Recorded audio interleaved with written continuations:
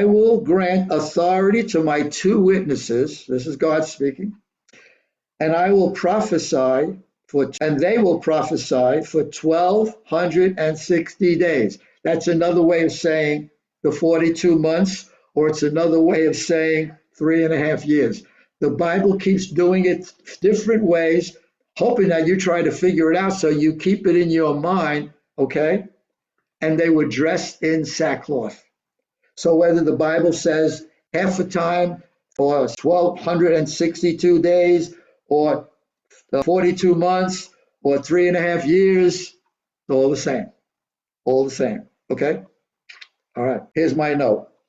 No one really knows who the two men are. That's a good way to start a Bible study, right? No one knows who they are. The two men, this two-man team that most people choose or guess at is Elijah and Moses. That's on the top of the list of all the books that you read, concordances, commentaries. They think it maybe be Elijah and Moses. That's a guess.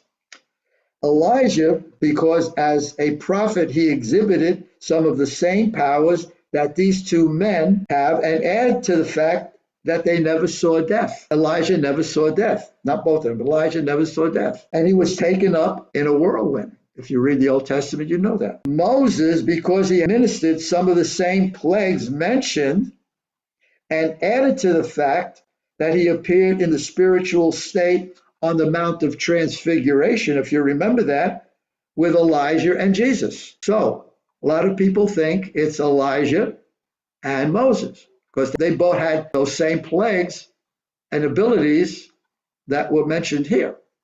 Now, the runner-up choice is Elijah, who we previously mentioned. So he's in both choices 1 and 2.